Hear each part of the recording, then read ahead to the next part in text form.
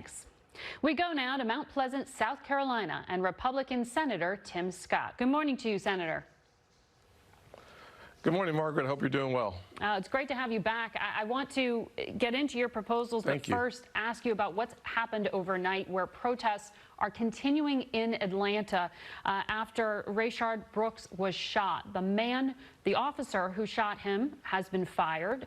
The police chief has resigned. Do you agree that this was not an appropriate use of force? Well, it seems like the mayor says it was an excessive use of force. That's really the question. The question is, when the suspect turned to fire the taser, what should the officer have done? One of the challenges that we have in these split-second decisions is the need for more training. That's why the de-escalation aspect of my bill and the House bill is so critically important, so that we don't revert back to basic fear plus adrenaline leads us to the genetic code, so to speak. That's a hard balance to achieve. So in order for us to provide more opportunities to de-escalate these situations and to reduce the use of force, we have to have effective training. That situation is certainly a far less clear one than the ones that we saw with George Floyd and several other ones around the country. Well, this is how it was handled on a local level, but you have the responsibility on your shoulders of how to reform things from the federal level down. What do you think needs to be in the bill that you're working on? Well, there are three major parts of it. We have to have all the information. Today, only 40% of law enforcement departments are actually providing information to the DOJ. We need 100% as it relates to serious bodily injury and death.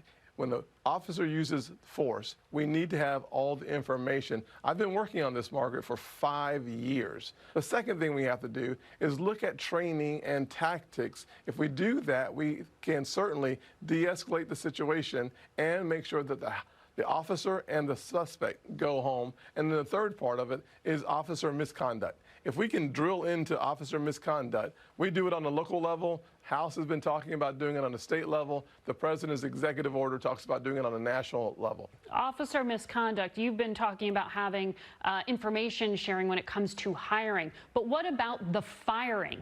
Democrats in particular emphasize that reducing qualified immunity, making it easier to fire bad cops, needs to be in legislation. Are you open to that?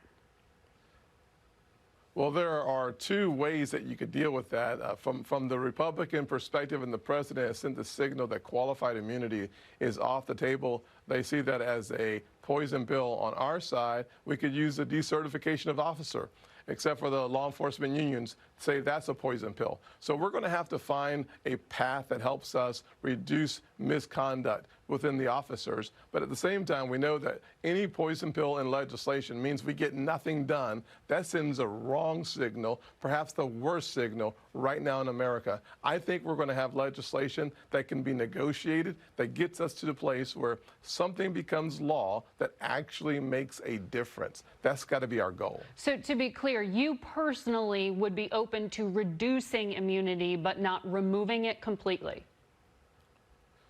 No, I think there's a way for us to deal with it. Decertification would be a path that I would be interested in looking at. That is a path that has got a roadblock because I don't have the votes on the other side to make that into law. If we do it right, I think we can reduce the number of times that we're dealing with misconduct on the police departments. If we don't do it right, then we'll have the same situation where there is no law. We can do better than that as a nation, and we will.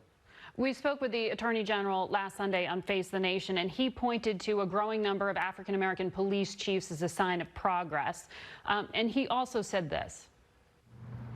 I think there's racism in the United States still, but I don't think that the law enforcement system is systemically racist.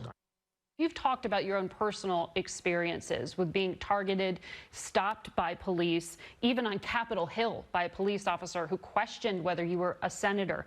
Do you agree with the Attorney General that there is not systemic racism in law enforcement? Well, I will say most of us don't really understand the definition of systemic racism. It changes based on the conversations.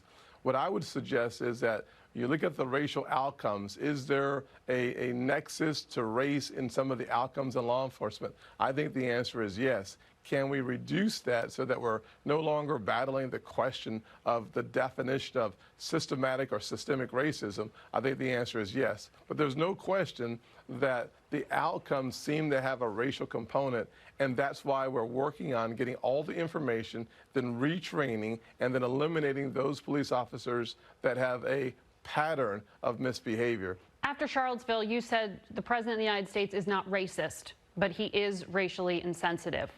This past week, he scheduled and then rescheduled by a day his first political rally in 3 months.